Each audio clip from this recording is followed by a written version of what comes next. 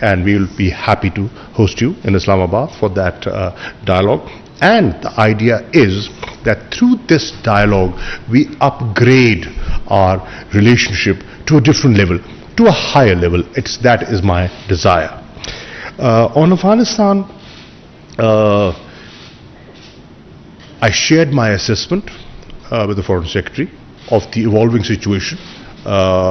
Things are evolving. They're nothing certain yet, but they're evolving. And we are both hoping that they evolve in the right direction, the direction of peace and stability.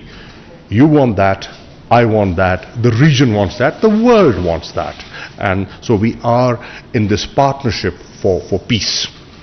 I also shared what in our view should be the way forward. And I am happy to share that there's a convergence on the steps that need to be taken in the days ahead. We also had a discussion, and I pointed out the steps taken by the government of Pakistan, the tremendous progress made by Pakistan on the issue of FATF. Pakistan is very keen to get out of the grey list, and we have taken steps, legislative steps, administrative steps, and concrete steps that are being today recognized by the world. I have urged the Foreign Secretary to be supportive to Pakistan on the steps that we have taken on that score. Red list. Obviously is an issue that has been discussed in Pakistan. I did touch on that subject, on how people feel about it and what needs to be done to get Pakistan off the red list into the amber list. And I'm happy that there is a meeting at the technical level that has been arranged on Monday. Dr. Faisal Sultan will be representing Pakistan and putting forward Pakistan's point of view. And I've also suggested a number of steps that can be taken, that make both sides comfortable on how to deal and how to overcome this challenge and how to get Pakistan into the amber list. On the whole, it was a frank, candid discussion, and thank you for coming. Thank you very much. Well, first of all, can I say what a pleasure it is to be here in Pakistan, to have a very good, constructive, cordial meeting with His Excellency Foreign Minister Qureshi, both on Afghanistan but also the opportunities for the bilateral relationship, and I look forward to seeing the Prime Minister later on today. The bedrock, the basis of the UK-Pakistan relationship is very strong. And like His Excellency, the UK has desire, the will, and to take it to the next level. We also have very clear and shared interests in the future of Afghanistan. After the Kabul airlift, we evacuated over 15,000 people to the UK, which was unprecedented for modern times, certainly for the UK. And we're working together to continue the secure, safe passage for those who haven't yet made it out of Afghanistan, whether they're British nationals or indeed those who have worked for us. And it was important to have the opportunity, and I'm very grateful to the government for making this possible, to go up to Torkham to see for myself the situation on the ground and talk to people on the ground and really understand it at that level. As for the UK, we're very mindful of the situation for Afghanistan's neighbours.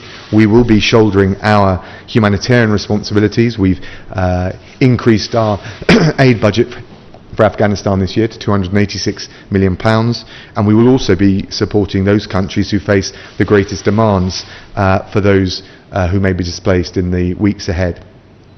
We've also sent a team, a 15-person rapid deployment team to the region as a whole to make sure that we can help with the logistics, the practical arrangements that we also discussed for allowing people safely and securely to cross borders if it's into third countries to get back to the UK.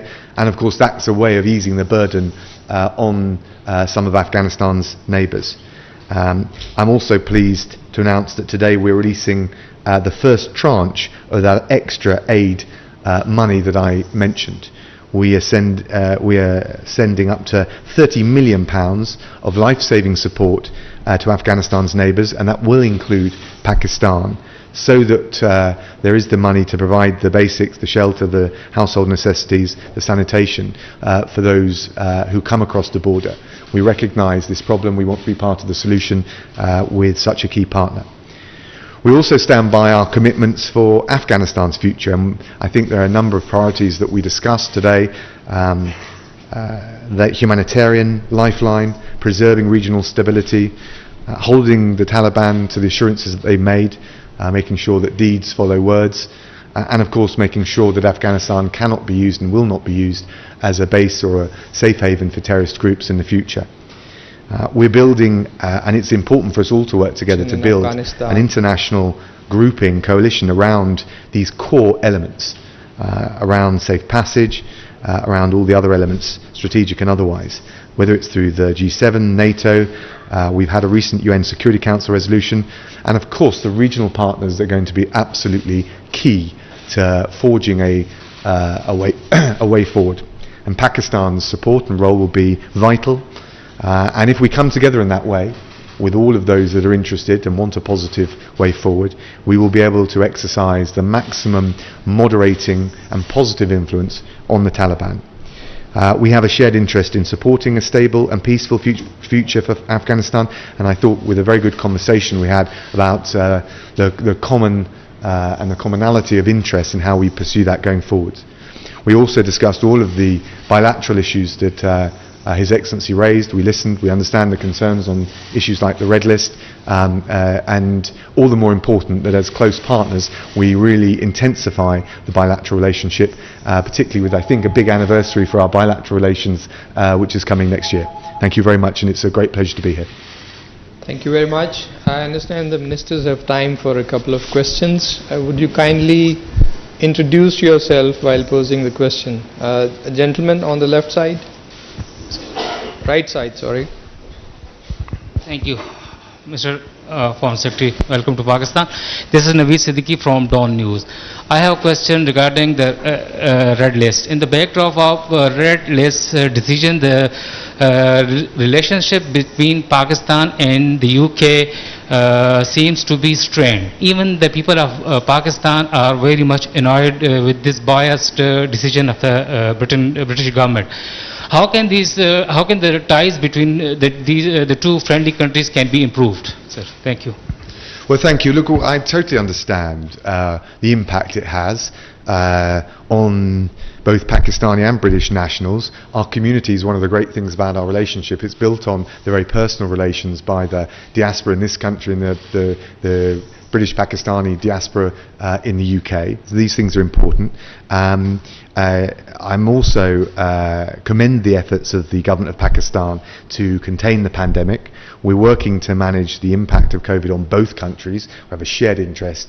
It's an international challenge, not a domestic or national level challenge. So we do understand that this is a sensitive issue and a difficult issue. We base our decisions on the technical evidence, the scientific basis, and I understand that that's often contested. Which is all the more reason why it's, I think, good that the Pakistan's Special Advisor to Prime Minister Khan, Dr. Sultan, will be holding expert-level talks with UK public health authorities.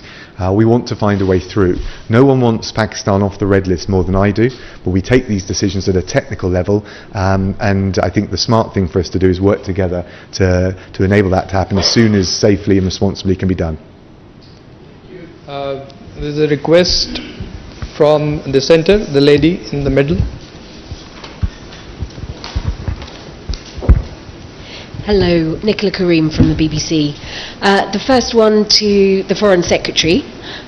We've seen the Taliban issue a statement today following the meeting with Simon Gass in Qatar. Can you tell us if anything substantial came out of that meeting? And secondly, the £286 million in aid, who will that be handed to? And to Mr. Qureshi, hello sir, Can you tell me if your relationship with the Taliban is going to be conditions-based? And if so, what will those conditions be? Thank you. Well, thank you very much. So we need to face up to the new reality in Afghanistan. We've got a new chargé d'affaires for Afghanistan based in Doha, Martin Longdon, and on top of that, Simon Gass, the Prime Minister's Special Envoy. The approach that we're taking is we don't recognise the Taliban as a government. Actually, the UK doesn't engage in the practice of recognising governments as opposed to states. But we do see the importance of being able to engage and have a direct line of communication. And the reason being is clearly there are a whole range of issues that need to be discussed, including first and foremost at the moment the question of safe passage of British nationals and our so-called Arab workers, the Afghans who work for the UK government. We need to be able to convey direct messages on these things. There are particular cases outstanding which I won't go into because of the sensitivity, but we need to be able to have that dialogue. And I would say more generally, the Taliban has made a series of undertakings, and some of them are positive at the level of words, but we need to test them and see that they translate into deeds. Can't do that unless we have at least some channel of dialogue. In terms of the aid, look, there are two areas of focus, and again this comes back to the test, some of the early tests for the Taliban. No one wants to see the economic and social fabric of Afghanistan collapse. I can't see how that would be in the interest of the Taliban, let alone ordinary Afghans. We certainly don't want to see that to happen. So we would be willing not to fund aid via the Taliban, but through the humanitarian organisations that operate inside Afghanistan. For that to happen, there needs to be a safe and secure environment. So again, that's an early test for the Taliban. But we're willing to make sure that we do our bit with the international community to fund the humanitarian agencies, the lifeline for ordinary Afghans. But there needs to be a safe, a permissive environment for that. We also, as I mentioned, will support those regional partners, particularly like Pakistan, who I can imagine is very concerned about the risk of numbers coming across the border. We'll want to make sure we can support those partners in the region deal with that. And I think that's the holistic approach, the strategic approach we're taking. Responding to your question, ma'am, you said, will our relations be condition-based? Right. Well, when we determine conditions, we have to determine choices available. You know, some have the choice of getting up and leaving. We don't have that choice. We are neighbors. We have to coexist. Geography ties us together. So our approach has to be somewhat different, realistic. As the Foreign Secretary said, there's a new reality that's come about. And what we have said, we have been, while the negotiations were on in Doha, we facilitated the peace process, it couldn't come to a conclusion, there was a stalemate. But what we said was, we have no favorites. Now, we've learned over the years that Afghanistan is a country which comprises of different ethnic groups. Taliban represents one, and a prominent one, but the others. And that is why we have said it is in your interest as neighbors and friends and well-wishers to adopt an inclusive approach. When we are dealing with Afghanistan, please do not forget that there are certain compulsions that we have to deal with that perhaps you don't have to. For example, there are daily crossings of about 20 to 25,000 people in normal times. That's a huge number. Can we block them? No, we can't. Can we regulate them? Yes, we should. Are there risks? Yes, there are. There are organizations over there that are not friendly to you, us, or anyone. So we have to guard against that as well. Bulk of their trade goes through Pakistan. Do we keep our borders open? Can we close them? And if we do close them, Are we contributing to a humanitarian crisis over there? Right? And if we have to trade with them, then who do we talk to? Anyone who's in charge. Engaging with that authority is a compulsion that we have to deal with. So, recognizing these challenges, Pakistan has said it's for Afghans to decide about their future. We will engage with a government that has the backing of the people of Afghanistan. Our focus is on the people of Afghanistan. We want to help the people of Afghanistan because we feel they have suffered. They've suffered for decades, and we honestly feel that there is an opportunity. After 40 years, there is a real opportunity for peace. So if there's anyone who is advocating peace and stability, it's in Taliban is a friend, and we will work with that reality. We are waiting to see what happens in the next few days, like you, with eyes and ears open. Question from the gentleman here. Thank you. This is Zulkarnain from ARY News. Mr. Secretary, do you believe that the speedy takeover of Afghanistan by the Taliban, it's indicate intelligence failure? Thank you. Look, the takeover, I think it's fair to say, was faster than anyone had anticipated, not just the United Kingdom or NATO allies, but I was talking with our friends here, and I suspect the Taliban and ordinary Afghans were taken by surprise. We can look at all the different factors that relate to it, but I think there was a common, widespread surprise at the speed with which the consolidation of power happened.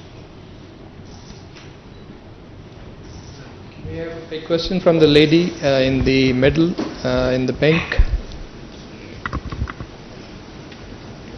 Hi, I'm Emma Clark from AFP, and this is a question for Mr. Raab. You've said that you want nations to exert maximum moderating influence. What are you looking for from the Taliban? And also, is there a danger of pushing them too far and the group turning inward and embracing radical tendencies? I think it's a good question. I think we need to set some early tests. Of course, actually on the evacuation between the middle of August and the end of August, there was dialogue on the ground, and we wouldn't have got 15,000, more than 15,000 people out without at least some measure of constructive dialogue with the Taliban. So we note that. There have been further undertakings made, and so to address your point, I think we would hold them to the undertakings that they have made, and test the sincerity and the will to deliver on those. The kinds of things we're talking about are reflected now in a UN Security Council resolution that the UK pushed very strongly for with France and the US. We noticed that Russia and China abstained, acquiesced, I like to think of it. We need to bring a stronger basic consensus about those issues. I think the Security Council resolution raises many of the issues that I've described to you today, and also His Excellency the Foreign Minister. And we need to try and forge a stronger group of countries and a wider group of countries around those basic issues.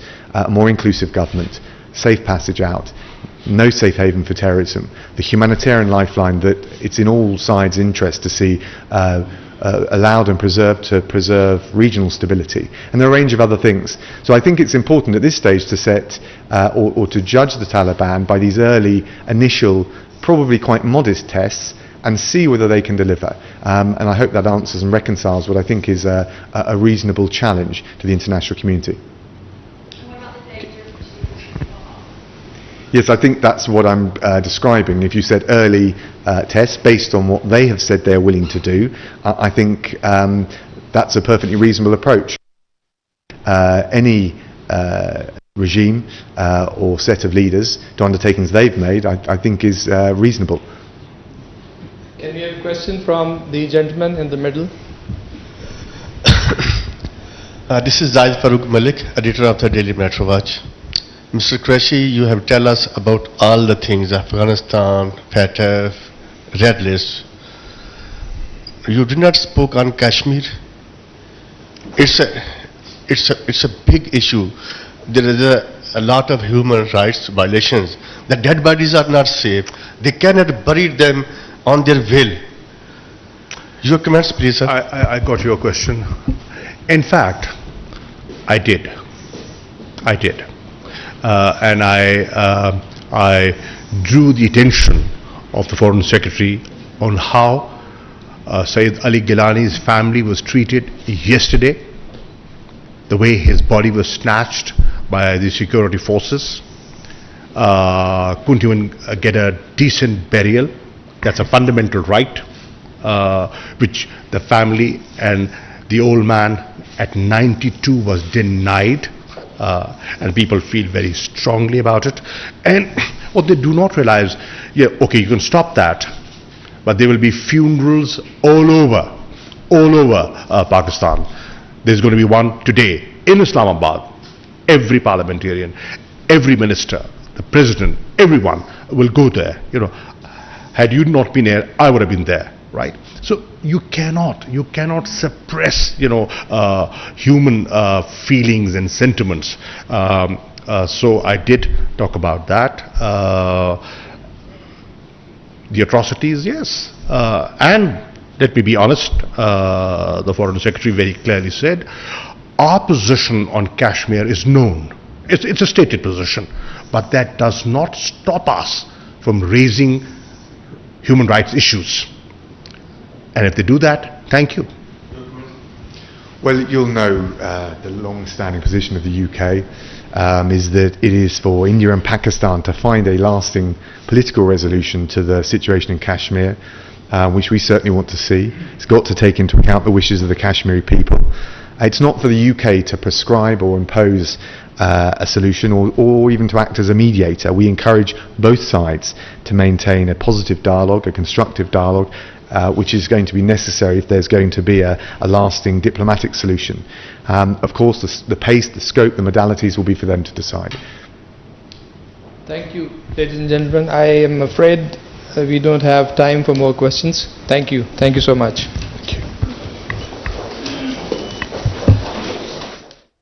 वज़ीर-ए-ख़ारिजा Shah महमूद-कुरैशी और बरतानवी हम-मनसब Dominic रैब मुश्तरका news conference कर रहे थे। वज़ीर-ए-ख़ारिजा शाह महमूद-कुरैशी ने कहा कि बरतानवी हम-मनसब के साथ अफगानिस्तान के मामले पर बातचीत हुई।